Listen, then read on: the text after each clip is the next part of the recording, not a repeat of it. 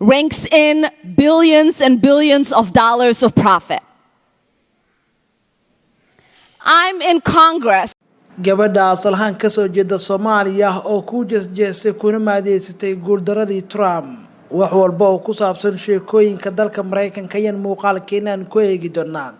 Ilhaan Cumar oo jees imaadeys kaga baxday hadallo ay bogga Twitter-ka iyo warbaahintu ay siisay kadib guuldaradii Donald Trump iyo guushii xisbiga Ilhaan ay ku jirtay ee guuleystay. Muxuu ka yirise arrintan Trump qudhiisa waa uu ka hadlay guuldaradiisa asagoo diiday inuu wareejiyo xilka Mareykanka wax walba sheekooyinkaasi ku saabsanayaan eegi doona. sidoo kale jilayga caanka ah oo baraha bulshada laga yaqaan Dab Casir ayaa ka xumaaday hadalkii gefka ahaa ee Ilhaan Cumar ay ku baashashay Donald Trump ay siisay warbaahinta. sheekooyinkan ayaan daawadayaal muuqaalkeenan ku eegi doona hoyga fanka iyo suugaanta dagaalkii iyo waqtiga adka Ilhaan iyo Donald Trump oo soo gabagaboobay xisbiga Ilhaan ee dimuqraadiga guul taariikhi ah gaaray John Biden oo ku guuleystay doorashada Mareykanka. Ilhaan oo markale ku maadeystay Trump dhammaan sheekooyinkan ayaan wax badan aan ka eegi doonaa iyo mustaqbalka Ilhaan Cumar gabadha asalahaan ka soo jeeda Soomaaliya. intaan gudagelin halkan Xogta Fanka waa halka aad ka heli karto hoyga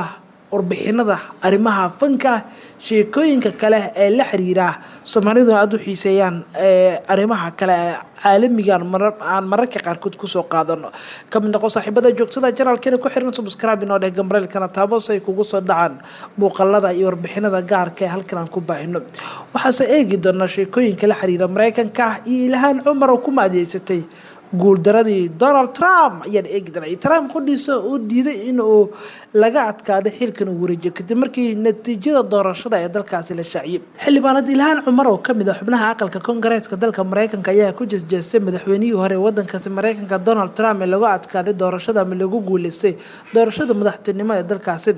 Ilhaan Cumar ayaa ku tilmaamtay inay wax lagu qoslo ay tahay laguna farxo guuldaradii ugu xumeed ee soo martay Donald Trump iyadoo qoraalkan ay ku daabacday bogga Twitter-ka. waxay tiri madaxweynihii hore ee Mareykanka ma ahayn nin siyaasi ah ee wuxuu ahaa nin dhalinyaro ah oo faataale ah mana mudneen inuu sii hogaamiyay dalkan baaxadda weyn ee Mareykanka ayay tiri. madaxweynihii hore ee Mareykanka siyaasad culus iyo waliba khilaaf aad u xooggan ayaa kala dhaxeeyay gabadha Soomaalida ah ee Ilhaan Cumar. Ilhaan Cumar oo la xasuustay in siyaasad culus ay kala dhaxaysay Donald Trump ayaa hadda u dabaaldegaysa guusha hogaamiyaha wadankaasi Mareykanka John Biden oo ku guuleystay doorashada dhammaanba codadkii la tiriyay markii lagu dhawaaqay xalay. markii natiijada xalay lagu dhawaaqay ayay Ilhaan Cumar bogga Twitter-ka iyo Facebook bay ku daabacday hadallo u muuqda kuwa jeesjeesa kuna diganaysa Donald Trump oo waqtigii adkaa dagaal xul isla soo dhaxmareen. maxaa ka dhaxiyay Ilhaan iyo Trump? Ilhaan iyo Trump afartii sano ugu dambeysay ee madaxweynaha Mareykanka Trump talada dalkaas hayay waxa ka dhaxeeyay dagaalkii ugu adkaa ee warbaahintu isku marinayeen. Donald Trump ayaa wax walba isku dayay oo ku saabsan cabsi gelinta iyo in uu hor istaago gabadhan ka tirsan aqalka Koongareeska Mareykanka. hase sheemaysan u suurtagelin. Ilhaan ayaa ina dhankeeda si weyn kaga falcelinaysa hadalladaas oo ay ku daawacayso bogga Twitter-ka iyo warbaahinta. isdhaafsiga hadallada xarafta ay sheekooyinkan ayaa ahaa kuwa aad u xiiso badnaa afartii sano ugu dambeysay laakiin hadda waxay u muuqanaysaa mid soo gabagabowday. Ilhaan ay guuleysatay Trump oo daaqada ka sii baxay. hadallada jeesjeeska ah iyo waliba ku digashada Ilhaan Cumar ay ku diganayso Donald Trump ayaa waxaa si weyn kaga falceliyay jilayga caanka ah ee Dab Casir la yiraahdo.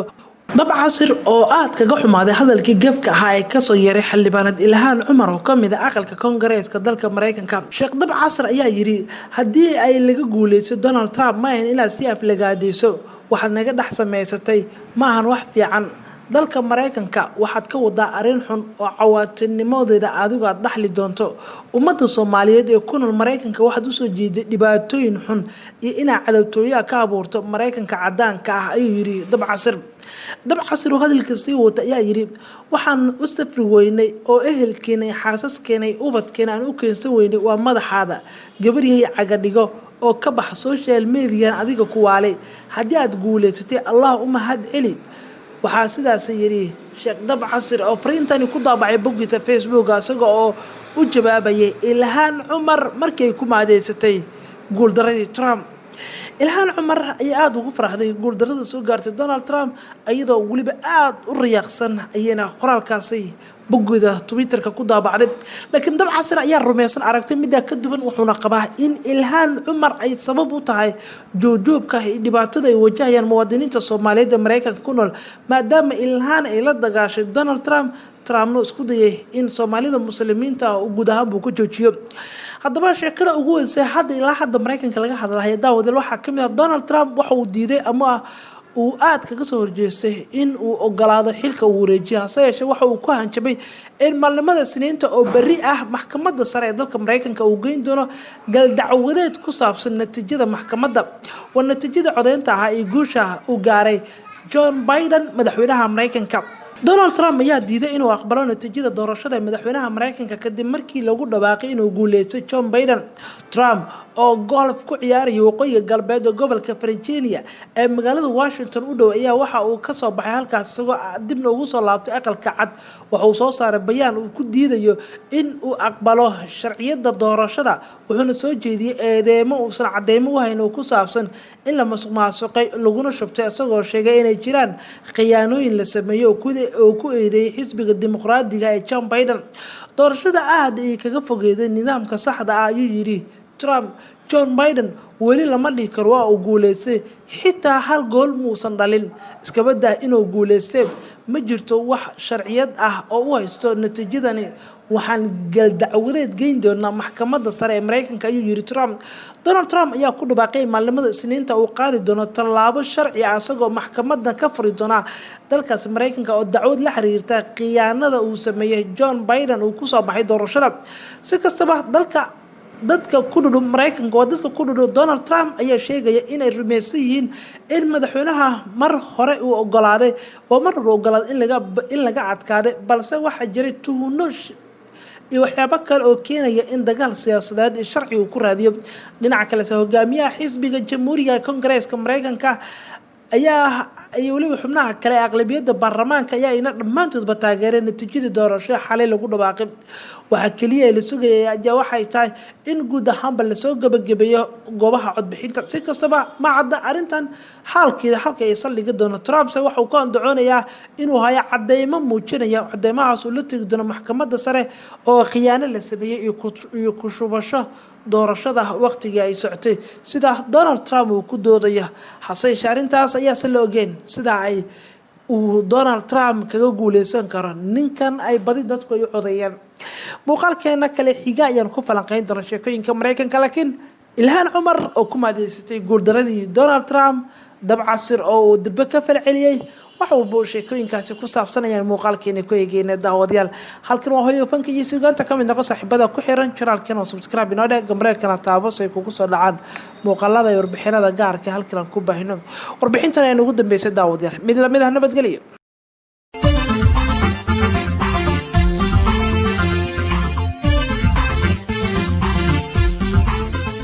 daawade ku soo dhawow channelkeena YouTube-ka ee xogta fanka halkan waa meesha kaliya aad ka heli karto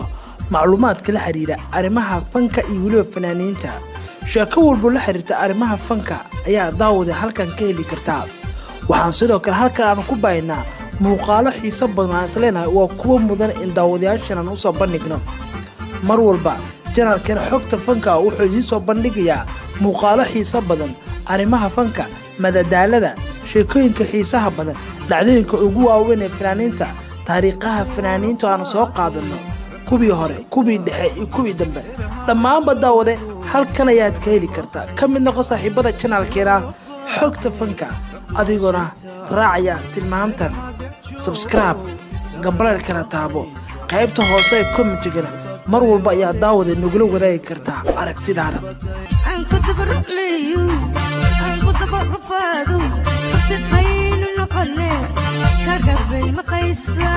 كربي مقيسة